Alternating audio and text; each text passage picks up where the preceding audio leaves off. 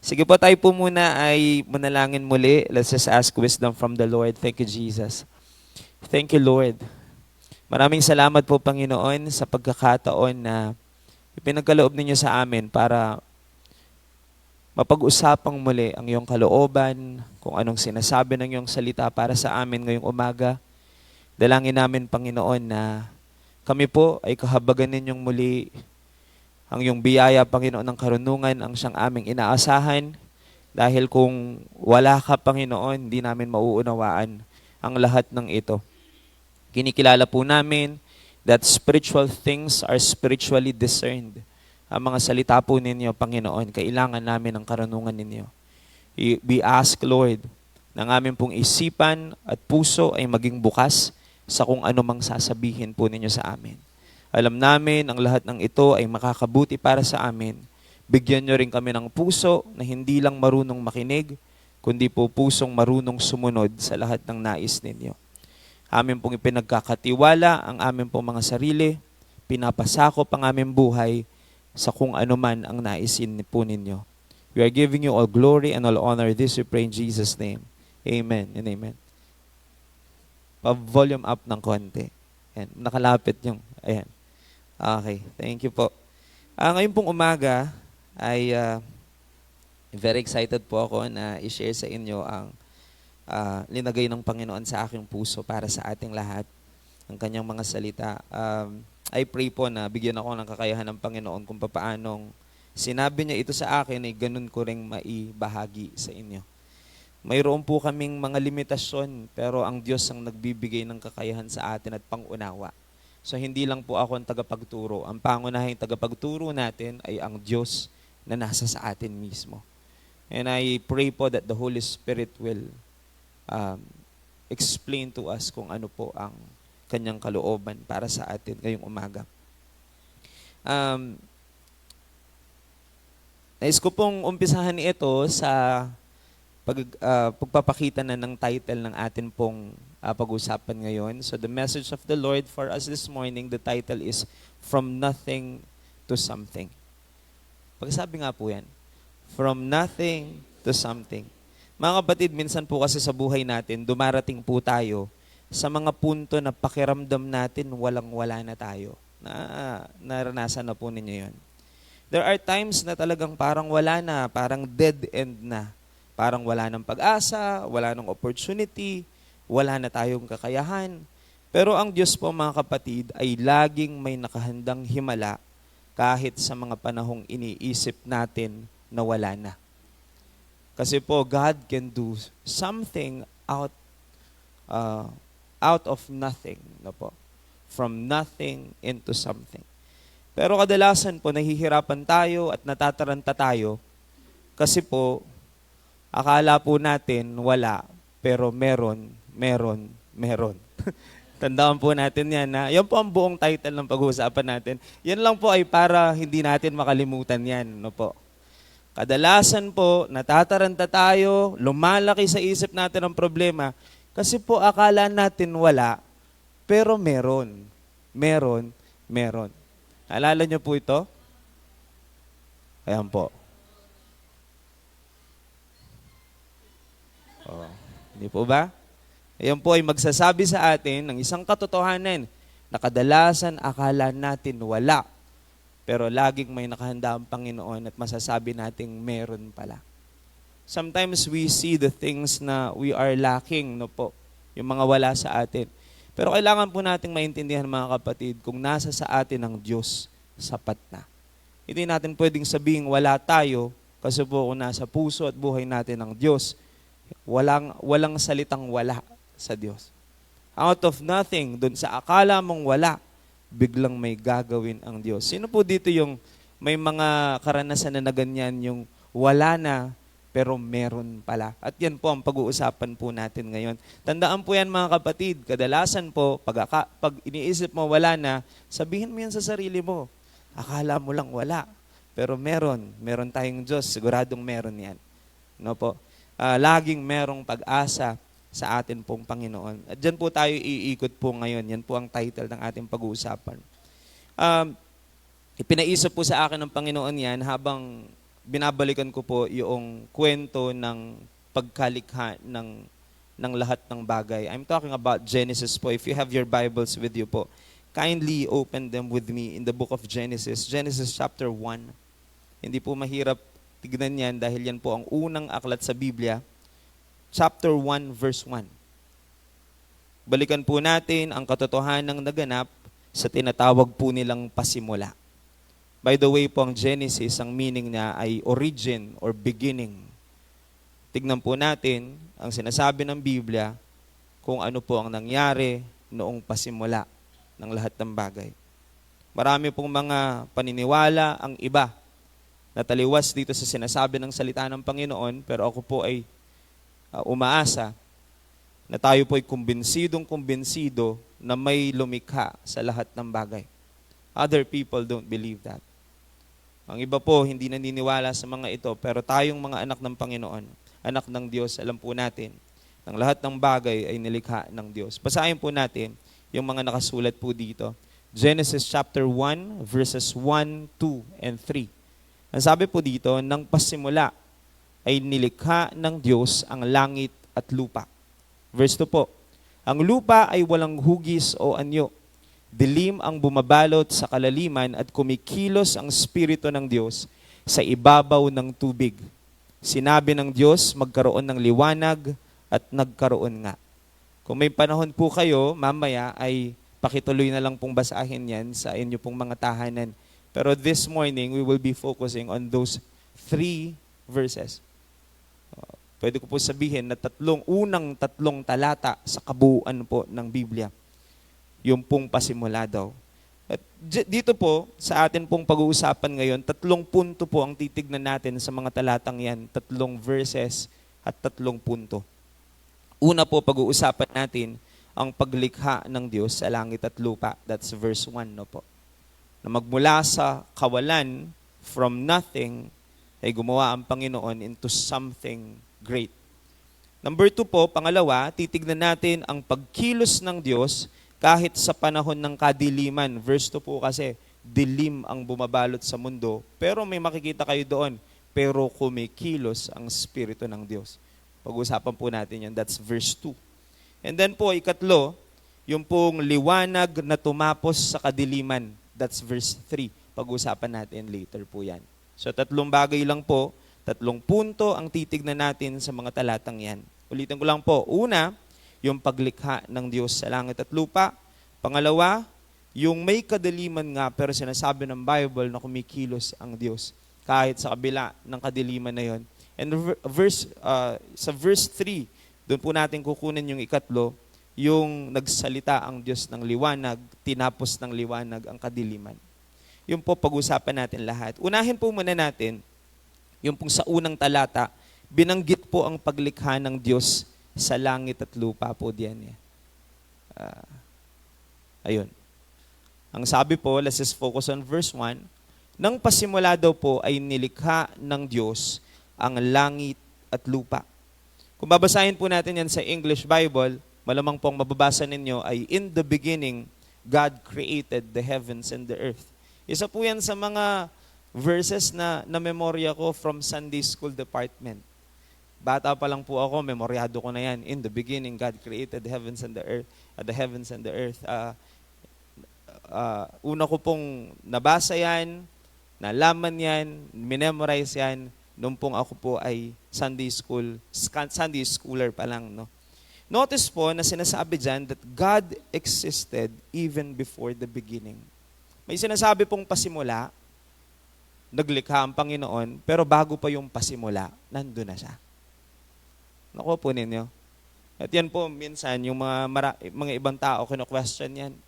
Sino daw gumawa sa Diyos? Ang sagot po ng Biblia, maaring hindi natin maunawaan, pero walang umpisa ang Diyos. He has no beginning and no end. He is the Alpha and the Omega. Siya mismo ang simula. Bago ang pasimula ng lahat ng bagay na nakikita natin, nandun na siya. Yan po ang sinasabi ng salita ng Panginoon. God existed even before the beginning. Bago pa ang paglikha, nandun na ang Diyos. Before creation, God existed. Malinaw din po yan na nakasulat sa Psalms 90 verse 2. Before the mountains were born, or you brought forth the whole world, from everlasting to everlasting, you are God. Bago pa daw po ang mga bundok, bago pa na ipanganak ang mundo, ang Diyos ay Diyos na. Hindi lang basta siya nandun, siya'y Diyos na mula noon. Kaya nga po isa sa tawag natin sa Diyos ay everlasting God. Wala siyang wakas, pero wag nating kalimutan na siya po ay nandun na noon pa man. He is from the beginning. He existed even before everything else. Kapag binasa po natin yan sa Tagalog, naisulat ko ba yan sa Tagalog? Ayan po, para mas maintindihan natin. Psalms 90 verse 2 pa rin po yan. Sa aklat po ng awit, 90 verse 2. Bago nalabas ang mga bundok, yan pong nakasulat, o bago mo nilikha ang lupa at ang sanlibutan, mula nga ng walang pasimula hanggang sa walang hanggan, ikaw ang Diyos. Mula sa walang pasimula hanggang sa walang hanggan, ikaw ang Diyos. Yan po ang sabi ng salita ng Diyos. Alam po ninyo mga kapatid, bakit dito ako nagsisimula? Kasi mahalaga po kasing maintindihan natin ito. That from everlasting to everlasting, He is God. That our everlasting God was the creator of the heavens and the earth. Sabi po ng Biblia, God created the heavens and the earth. In the beginning, God created the heavens and the earth. Gusto ko lang pong i-emphasize ang word na create. Sa Hebrew word po kasi yung word na create dyan, ang tawag nila bara. Pero yung word na yon ginagamit lang daw po pag ang Diyos ang gumawa. Pagkatao ang gumawa, they don't use that term. So pag binasa po natin yan sa original text, yung word na created, it has a specific word na ginagamit lang para sa Diyos. Alam ko po na alam natin na nakakagawa tayo ng mga bagay-bagay, di ba? And we claim na we are creating something. Nag-bake ka ng cake, gumawa ka ng ganito, gumawa ka ng ganyan. Pero mga kapatid, we are limited from the things around us. Hindi tayo makagagawa ng isang bagay mula sa wala. Ang Diyos lang ang makagagawa nun. Yung po kasing salitang created dyan, yung sa Hebrew word na bara, yan po ay ini-imply po niyan yung pag-create ng isang bagay mula sa kawalan o mula sa wala. Diyos lang talaga makagagawa po nun. Mula po sa wala, hindi tayo pwedeng gumawa ng isang bagay. Makagagawa po ang ating kamay, pero kailangan ng materyales, kailangan ng ganito, kailangan ng ganyan. Pero kung iisipin natin, ang mga bagay na yon galing din naman sa Diyos. Kaya po walang pwedeng makapagsabi na we can create things sa ating sarili. Doon po natin ma-appreciate ang sinasabi ng Biblia kung wala siya, wala tayo. Wala tayong magagawa talaga maliban sa Kanya. Because even the things that we claim that we have created, pag tinignan talaga natin, maybe we just formed them, but yung mga ginamit mo sa Diyos din nagmula. So yung word na created, yung po sa original text niyan, yung original nakahulugan niyan, yung salitang ginagamit po doon o ginamit sa Hebrew language ay para lang sa Diyos. It implies po that God can create something out of nothing. Mula sa wala ay makagagawa ang Diyos. Yan po. It conveys the idea po of establishing something out of nothing. That's the word create in that particular verse po. No? God created something out of nothing. No po. By the way po, yung word na God dyan, it is also translated in the original text, Hebrew word na Elohim. Elohim, it means God the Creator. Yan po ang unang pagpapakilala ng Biblia patungkol sa Diyos. Sino po ang Diyos? Ang Diyos ang gumawa ng lahat ng bagay, ang langit at ng lupa. He is our Elohim. He can create something out of nothing. Ang ibig ko pong sabihin, gusto ko lang i-emphasize mga kapatid, kayang gumawa ng Diyos ng isang bagay mula sa wala. Makinig pong mabuti. Habang pinagbubulay-bulayan ko po ito, naisip ko po na maraming mga tao takot sa salitang wala. Agree po kayo doon? Many people are afraid doon po sa word na wala or word na nothing. Yung pong walang pera, walang pambayad ng bills, walang pambili ng pagkain, Takot na takot tayo doon sa salitang wala. Wala na. Medyo may fear na dala yung salitang yun eh. And iniiwasan natin lagi yung salitang wala. Natatakot po ang marami dyan. May mga panahon po talaga na minsan nababanggit at lumalabas sa ating bibig yung walang-wala na kami ngayon. Yung walang-wala na. O kaya yung salitang wala na. Mga kapatid, we have a God that can create something out of nothing. Hindi po tayo kailangang matakot kahit pa sa kawalan. By the way po mga kapatid, naalala ko lang po. Ito po ay in connection din with the word of the Lord for us last week. Remember po, ang salita ng Panginoon para sa atin last week ay kinuha po natin doon sa pagpapakain ng ating Panginoong Jesus sa 5,000 kalalakihan out of 2 fishes at saka 5 loaves of bread. Naalala po ninyo yun? Yun po, hindi naman wala. Meron yun, pero kulang. Doon po sa last week, pinag-usapan natin paanong gumawa ang Diyos mula sa kulang papunta sa kasapatan. Pero ngayon po, naalala ko lang po, kahit pala hindi kulang, kahit yung walang-wala na, kaya pa rin gumawa ng Panginoon. Kahit dun sa kawalan, kayang gumawa ng Panginoon.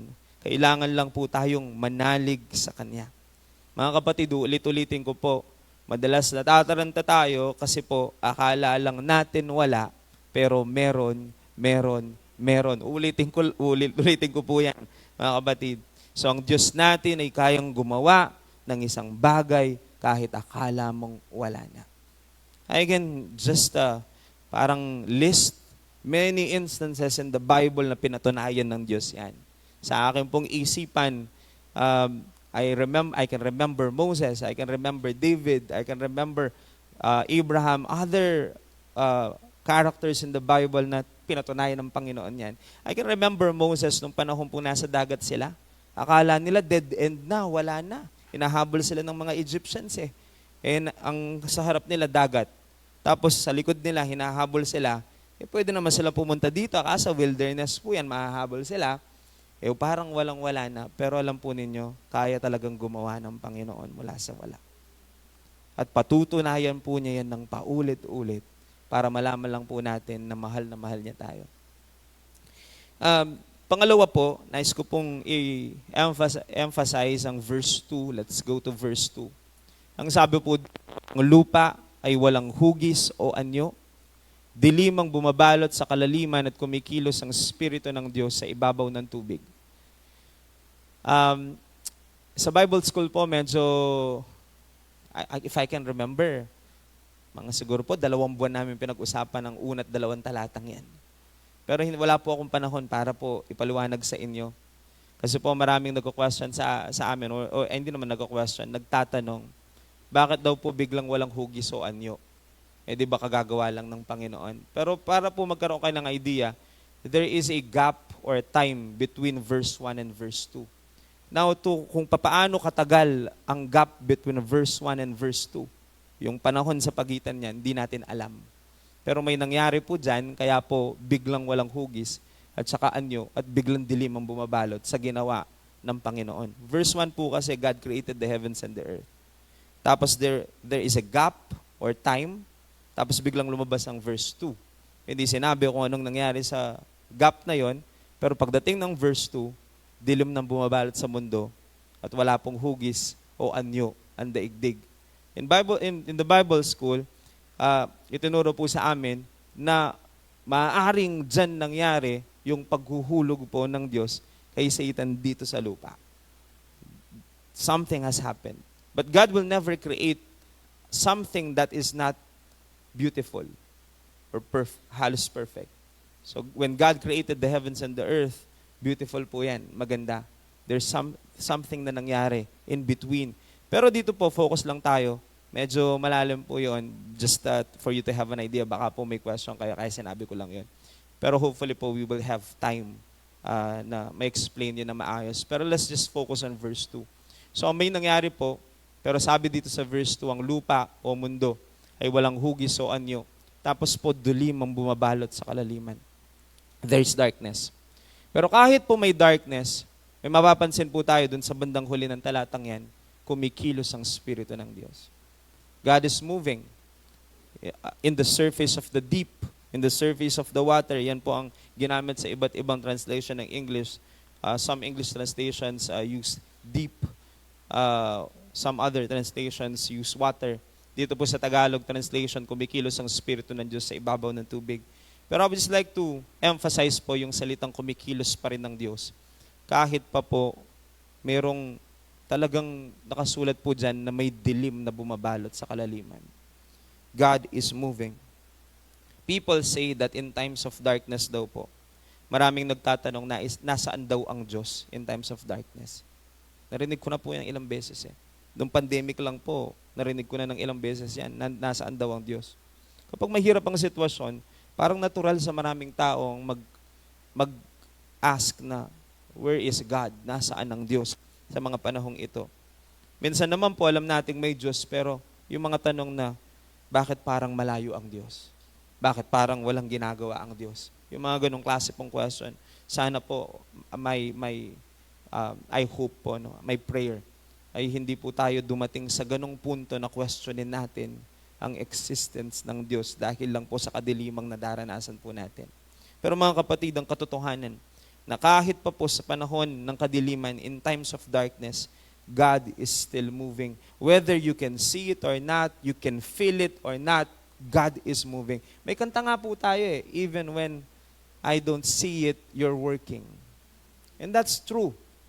Kadalasan lang po, nakabase tayo sa nakikita ng mata, nararamdaman ng emosyon natin. Feeling natin wala ang Diyos, feeling natin malayo ang Diyos, feeling natin hindi gumagawa ang Diyos. Pero dito po, malinaw na malinaw, even in times of darkness, God is still moving. Hindi po natin pwedeng itanggi ang katotohanan ng kumikilos, gumagawa ang Panginoon. Kahit pa po sa mga panahong akala natin tahimik siya. Akala natin malayo siya.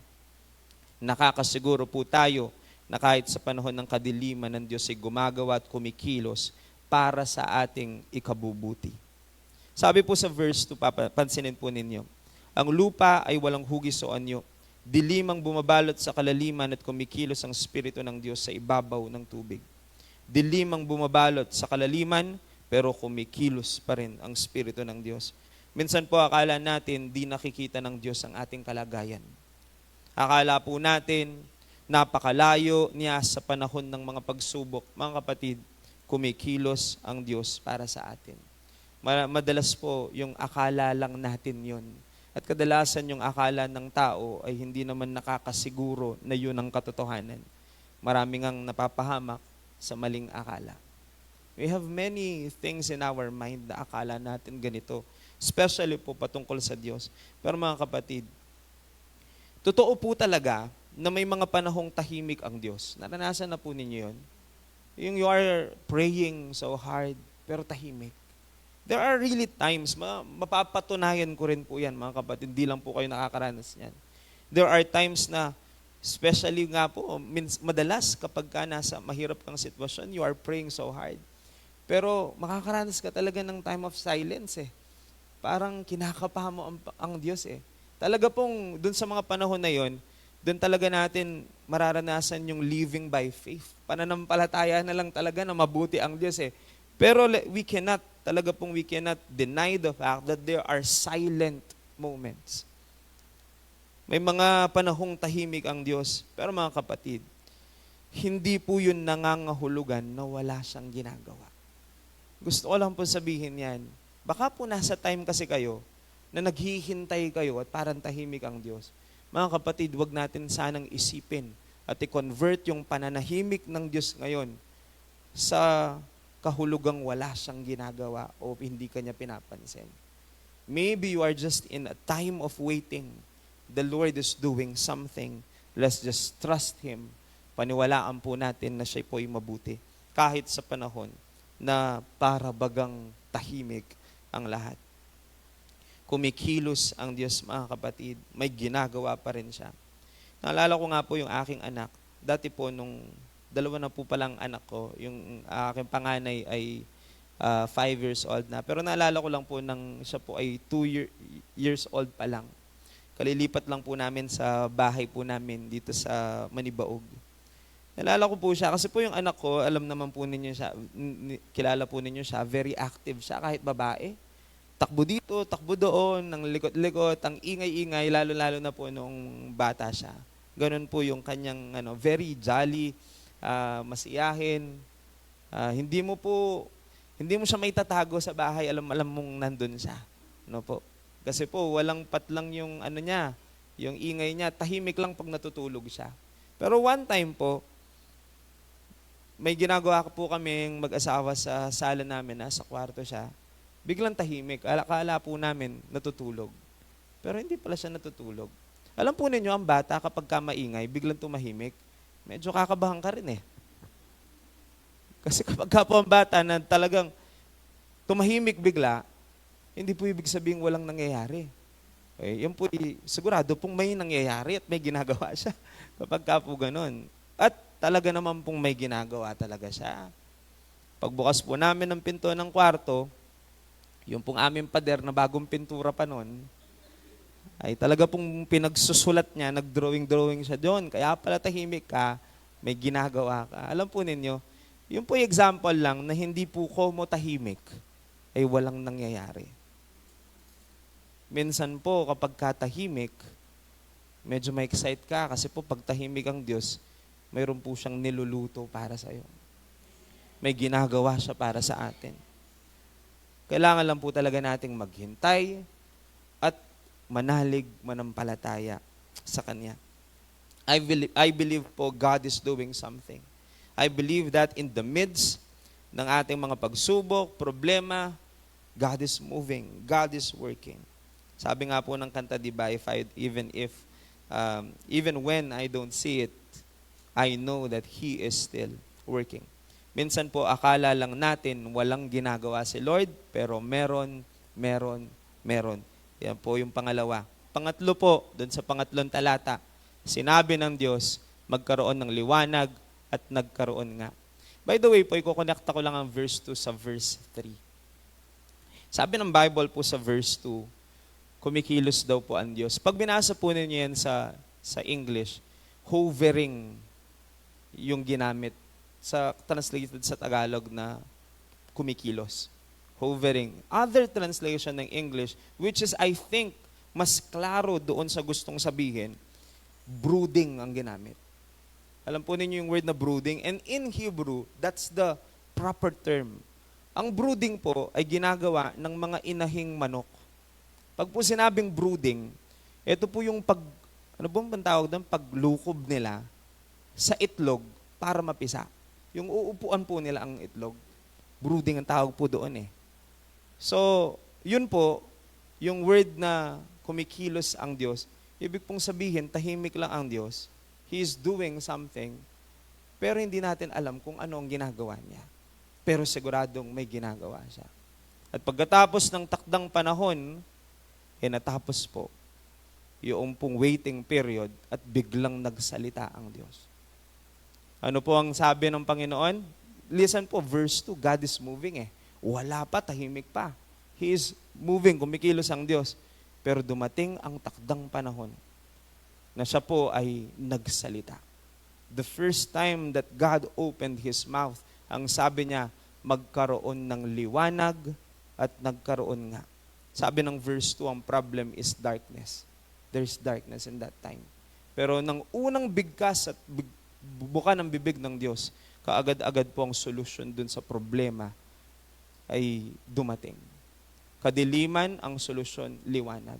Sabi po ng Bible, nagsalita ang Diyos, magkaroon ng liwanag at nagkaroon nga. Gusto ko lang pong ma-engage kayo dito mga kapatid.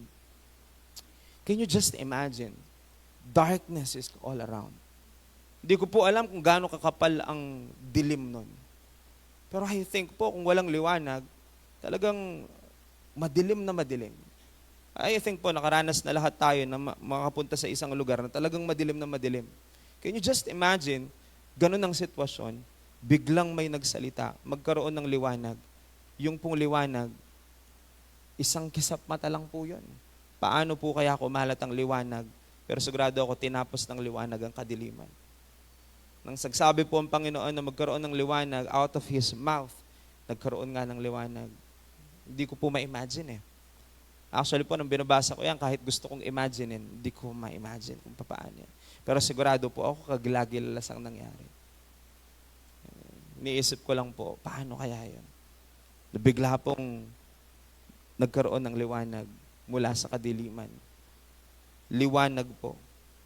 I don't know how long the Spirit is hovering or brooding. Hindi ko alam kung how long the Spirit of God is moving. Pero dumating ang takdang panahon, binuksan niya ang kanyang bibig at sinabing panahon na para matapos ang kadiliman, liwanag para sa kadiliman. Binigkas po niya yon at nagkaroon nga, nagsalita ang Diyos. Gusto ko pong i-emphasize na it was God's perfect timing. Sometimes po, tayo pong mga tao, no, pag may problema or even if we are asking something and praying for something, alubta na mo po makiba Lord ne. Pero yung totoo na po nini, ating proper time kaya gana-gana. God is moving. Sometimes po, you will wait. Sometimes there is silent moment, pero sigurado po ako there will be a time na sasabihin ng Panginoon na panahon na. At pag binuksan ng Diyos ang kanyang bibig at sinabi niya, tutuparin niya. Kaya nga ganoon po kahalaga para sa atin ang salita ng Diyos eh. Kasi po kung anong sinabi niya, nagkakaroon ng kaganapan. Nangyayari ang kanyang mga sinabi. Sabi po niya, magkaroon ng liwanag, sabi ng Bible, nagkatotoo daw yun. Nagkaroon nga.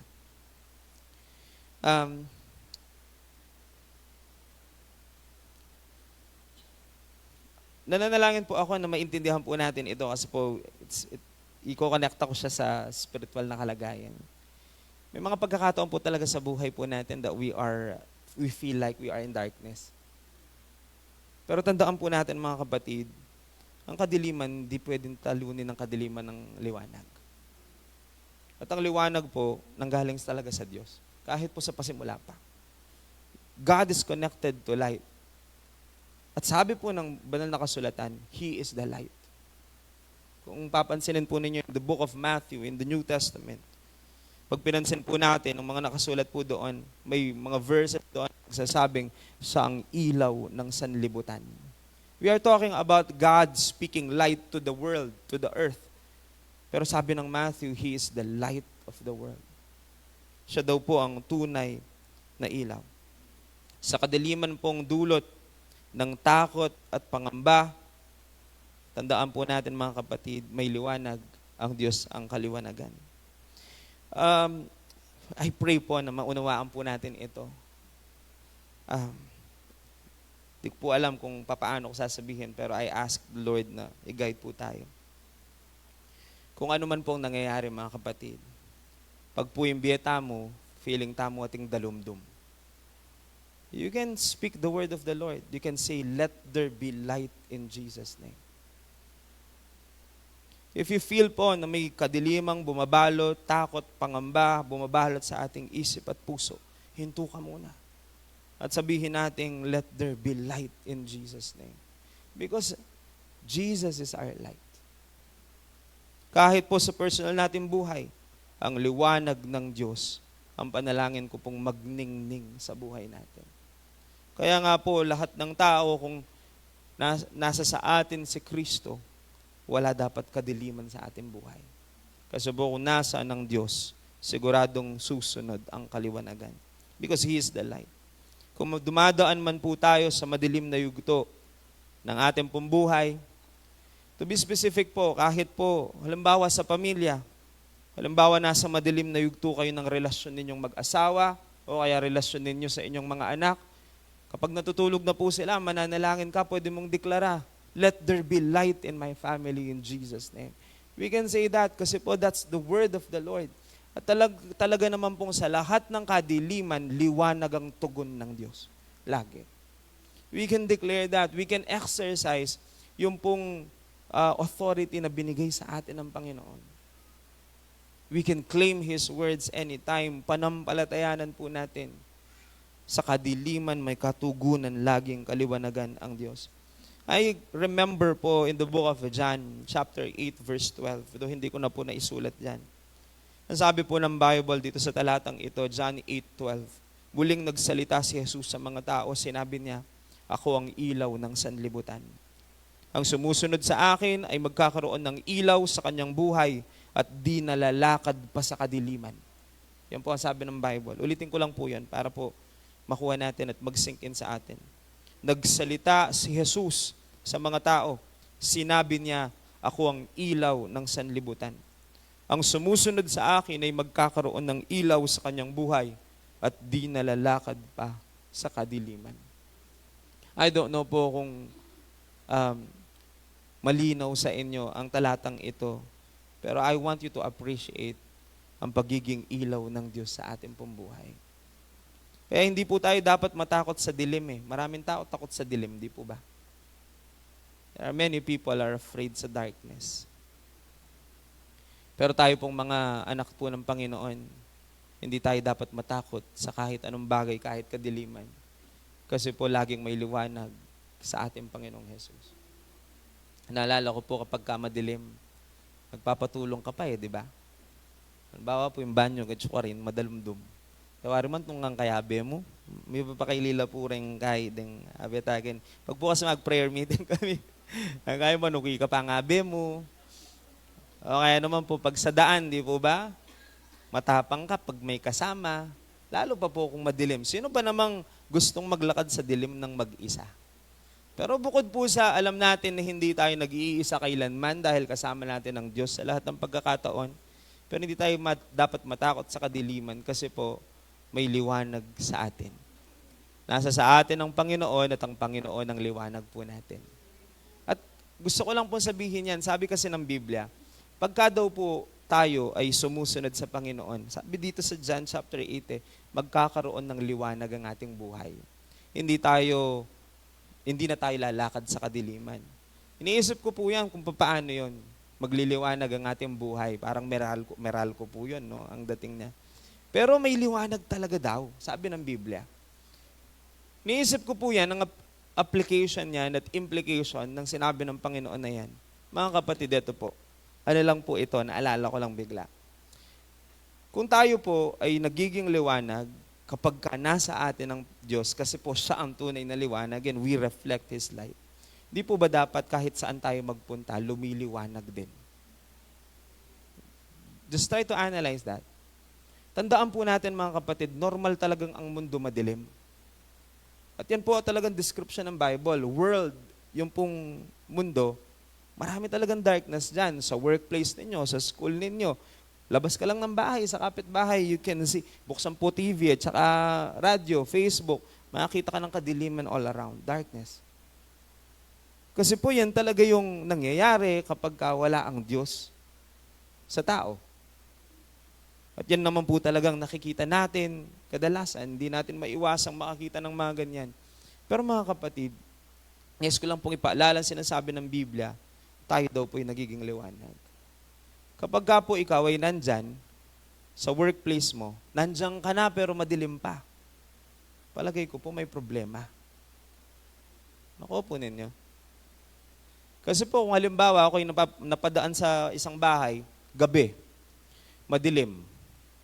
Madilim yung bahay. Tandaan po natin, pag gabi, hindi problema yung dilim. Kasi normal na madilim pag gabi. Ang hindi po normal, yung bakit madilim ang bahay, may ilaw naman. Hindi yung dilim ang problema. Ang problema, hindi po gumagana ang ilaw. Naku po ninyo yung logic, no? There is darkness all around. Pagpunta po ninyo sa trabaho ninyo, majority non-Christians. What do you expect? Pero kapag ka po nilagay ka ng Panginoon doon, hindi po kaya gusto kanyang gawing ilaw. Hindi po kaya ikaw yung katugunan na sinabi ng Panginoon, lalagay kita dyan. Paglagay niya sa'yo, let there be light, anang Lord. He's talking about the workplace. Sana po hindi ako masyadong malalim, no? Pero sana po naunawaan ninyo. Maybe you are the word. Ikaw po yung mismong meaning ng sinasabi ng Diyos na let there be light. And I believe, ang Diyos po nagsasalita pa rin ng let there be light hanggang ngayon. Pero hindi na lang katulad nung dating minsanan. Pero po pwedeng inalagay kanya dyan, Kristiyano ka, at ikaw yung talagang meaning ng I want light in that place, I will put you there. Oh, let there be light. Kaso ang problema, hindi tayo nag-iilaw. That's the problem here. Tandaan po natin mga kapatid, hindi po nagkakataon ng mga bagay-bagay. Lalo pa po kung tinanggap natin ng Panginoon, lahat ng bagay na nangyayari sa atin, natanggap ka dyan sa trabahong yan, nilagay ka ni Lord dyan, naging kaibigan mo yan mo siya, lahat po yan nagkakalakip-lakip sa plano ng Diyos. Gusto ko lang pong makita natin that there is a deep purpose sa lahat ng bagay. So maybe the Lord put you there. Hindi po nagkataon dyan sa purok na yan kalinlagay ng Panginoon. Baka madilim dyan, naglagay siya ng ilaw, ikaw yun. And He wants you to shine His light dun sa lugar pong yun, mga kapatid. Now, hindi ko naman po sinasabi hindi tayo nag-iilaw, pero we can evaluate ourselves. Tayo po ba'y nagre-reflect din ng light ng Panginoon? Ganda po sana nun, no? Tayo po yung gusto pala ng Panginoon na magkaliwanag dyan. Ako po, yan po ang unang-unang iniisip ko lagi. Kapag ka po ako'y napupunta sa isang lugar o kaya trabaho, titignan ko po, parang madilim that's the purpose why we are there, no po. Sigurado po, nilagay ka ng Panginoon doon para sa kaliwanagan. Pero ang panalangin ko po, wag naman po sanang matalo ng dilim ang liwanag. God is the light. Pero if we will follow Him, at tayo po'y tatanggap sa Kanya, tatanggapin natin siya bilang sariling tagapagligtas ng ating buhay, sabi ng John chapter 8, if we will follow Him, ang mga sumusunod sa akin, magkakaroon ng ilaw. Yan ang sabi po ng Bible. Ako po, panalangin ko mga kapatid, kung nasaan man tayo ngayon, darkness is everywhere, I tell you. Minsan po nakikita natin yan, tapos nakukwento pa natin, di ba? Pero may magagawa tayo. Sometimes iniisip lang natin, ako lang mag-isa. Pero hindi totoong ikaw lang mag-isa. Kasama mo ang Diyos. Ang iisang kasama ang Diyos. Kahit isa ka, wala kang katalo-talo . Sabi ng Bible, if God is for us, no one can be against us. Kailangan lang po talaga nating malaman kung anong purpose natin dito. Ulitin ko po, nais pong magsalita ng magkaroon ng liwanag kung nasaan ka. Kaya nilagay ka ng Diyos doon. Kung ikaw lang pong mag-isang Kristiyano sa pamilya, o ikaw ang nilagay na ilaw doon ng Diyos. Ibig pong sabihin, purihin ang Diyos kasi po nagnais siyang magkaroon ng liwanag doon sa pamilyang yon.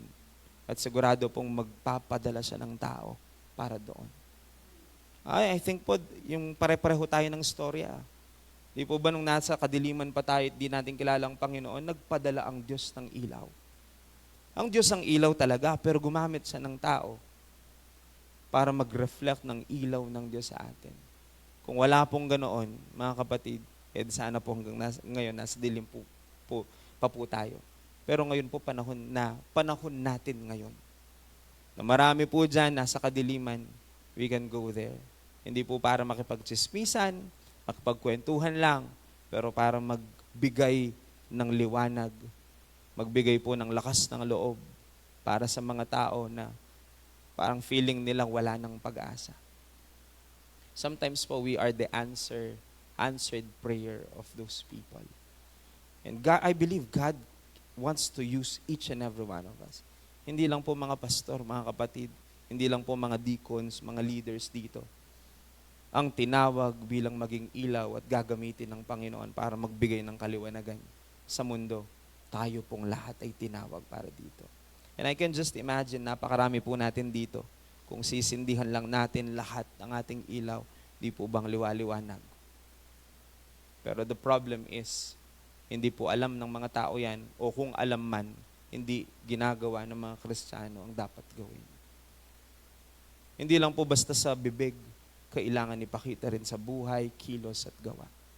Minsan po kasi, sinasabi ko naman po, pastor nag-share naman ako. Pero hindi lang naman ganoon ang maging ilaw. Baka naman sinasabi nga ng yung bibig, pero hindi naman nakikita sa gawa. ano po, o kaya sa pamumuhay. Hindi nakikita sa papaano kang kumilos, gumawa. Walang kabuluhan ang mga yon. Pero ako po, dito na po siguro ako magtatapos sa salitang ito. I think po na pahayag ko ng lahat ng nais kong sabihing inilagay ng Panginoon sa aking puso. Pero mga kapatid, panahon na po para sindihan natin. Kung nakasindi man yan at paandap-andap na, I pray po na panumbalikin ng Panginoon yung alab natin para po talagang magawa natin yung ating pong trabaho. Sinasabi ko po lagi, may timeline lang ang bawat isa sa atin. We have our own timeline. Kahit po sa trabaho, hindi ka habang panahon nandyan. May timeline lang talaga. Mayroon pong panahon para i-accomplish ang dapat mong gawin dyan. Para maging ilaw dyan. Mahirap po yung tapos na ang timeline mo. Hindi ka man nakasindi kahit minsan. Huwag naman po sanang may nagsabi na, ay, Kristiyano ka pala. Ano? Kaya mikit ko po kayong conference, kaya kayong other church. Dapat po alam nila. Kasi po ang liwanag, di mo daw maitatago. Yan ang sabi ng Biblia. Meron pwedeng sakluban. Kapag ilaw yan, ilalagay yan sa tamang posisyon para mailawan daw ang lahat. That's in accordance sa salita po ng Panginoon in the book of Matthew. So, parang ganun din tayo. Kaya mga kapatid, wag po kayong magtaka kung diyan kayo nilagay ng Panginoon. Kapag ang Diyos ang naglagay sa inyo dyan, may purpose yan. Tatanggalin din kayo ng Panginoon dyan. Di naman kayo habang panahon na nandyan kung trabaho yan halimbawa. Pero make sure po na habang nandun tayo, ay makakapagbigay tayo ng ilaw sa lahat ng mga tao pong pinahintulutan ng Panginoong makasalamuha po natin. Ako po, sana maintindihan po ninyo, dapat po wala tayong pinapalampas na taong dumaraan sa buhay natin ng basta-basta lang. Pag dumaan yan, paglampas niyan, kung aalis man, people come and people go eh. Di po ba? May mga tao pong talagang dumaan lang, hindi naman kayo nag-away, pero dumaan lang, tapos aalis din. Kaya lahat po ng mga dumadaan sa buhay natin, pinahintulutan ng Panginoon yan, dapat pagkaalis, kung dito madilim, pagkaalis may liwanag din. Dapat ganun ang ating pong isip, na ipapasa po natin yung liwanag natin. At kung ganyan po ang ating mentalidad mga kapatid, sigurado pong pagpapalain tayo ng Panginoon dahil yan po ang kalooban niya para sa atin, na maging ilaw din ng sanlibutan. Tayo pong lahat ay manalangin. Thank you, Jesus. Thank you, Lord. Salamat po, Panginoon. Salamat sa umagang ito na alam po namin, Panginoon, na ikaw po ay naririto. Ako po na yung lingkod, Panginoon, ipahayag po ang nais ninyong sabihin ko, nilagay ninyo sa aking puso. Pero may hangganan po ang aking kakayahan, kaya hinihiling ko po, Panginoon, Banal na Espiritu, na ikaw po ang siyang magtuloy at patuloy na kumilos sa isip at puso ng bawat naririto. Ikaw magpaliwanag ng lubusan kung anong nais po ninyo. Salamat po, Panginoon, sa mensahe po ninyo sa amin ngayong umaga. Sa paglilinaw po ninyo sa amin na hindi dapat kami matakot sa kahit pa sa panahon ng kawalan. Dahil po ikaw po ay makagagawa ng isang bagay kahit pa sa wala. We believe, Lord, pinatunayan mo na ng maraming beses yan. Akala namin wala na, pero kumilos ka, Panginoon. Kaya sa mga kapatiran po, mga naririto ngayon, na baka po nasa panahon ng buhay na parang wala na, dalangin po namin, Panginoon, maunawaan ng bawat isa na kahit sa mga ganong klaseng panahon, may pag-asa pa rin. Dahil ikaw ay makagagawa ng himala kahit sa panahong walang-wala na kami. Maraming salamat din po, Panginoon, sa iyong pagtuturo sa amin na kahit pa po sa mga pagsubok ng buhay o sa panahon ng kadiliman, minsan maaaring hindi ka po namin nakikita, nararamdaman, nagtatanong kami kung bakit parang malayo ka. Hindi pala nangangahulugang wala kang ginagawa, Panginoon. Minsan feeling lang namin yon, pero hindi ka kailanman lumayo sa amin. Even in the midst of silence, difficulties, at sa mga trials and testings namin, you are there. Nandun ka, kumikilos, gumagawa para sa amin, para sa aming ikabubuti. Minsan di lang namin nakikita, kaya hindi po namin na-appreciate. Pero ngayon, Panginoon, inaalala namin ang lahat ng mga pagkakataon na akala naming wala na, akala naming tahimik ka, pero bigla kumilos ka, bigla kang gumawa. In fact, yan po ang reason kung bakit buhay pa rin kami at naririto pa rin kami. Dahil sa mga panahon na parang dead end na, gumawa ka ng daan, Panginoon. Kumilos ka sa aming buhay. At alam namin kailanman di ka nagbabago. Kaya wala po kami dapat pangambahan sa mga susunod pang mga pagsubok. Dahil napakarami ng mga pagsubok sa buhay na dumaan sa amin na masasabi naming totoong kumilos at gumawa ka. Kaya mapatutunayan na po namin yan, Panginoon. Ikaw po'y tapat. Ikaw ay makapangyarihan. Minsan nakala lang namin yung wala, pero meron ka palang inihanda para sa amin. Yan po, Panginoon, ang dalangin naming manatili sa aming diwa. Minsan po natatakot kami, nangangamba, nag-overthink kami, Panginoon. Kasi po akala lang namin wala. Pero you have something in store for each and every one of us. Kailangan lang talaga namin minsan maghintay. Pero sa panahon ng paghihintay, magkaroon kami ng pananalig at pananampalatayang kumikilos ka at gumagawa. At nananalig kami na sa takdang panahon, ikikilos mo ngayong kamay at magsasalita ka sa aming buhay. At kapag ikaw po'y nagsalita ng pagpapala sa buhay ng bawat isa, walang makahahadlang po doon, Panginoon. Siguradong mapangyayari ang lahat ng iyong pangako at sinabi sa buhay ng bawat isa po sa amin. Ang sabi po ninyo, Panginoon, ikaw ang liwanag ng sanlibutan. Kami, mapatutunayan namin yan, nakasumpong kami ng kaliwanagan nang makilala ka po namin, Panginoong Jesus. Ngunit salamat at pinaalala mo rin sa amin na kami ng mga tagasunod po ninyo ay mayroong ilaw sa amin. At kailangan naming maging ilaw din, Panginoon, para sa iba. Help us, Lord. Tulungan po ninyo kami.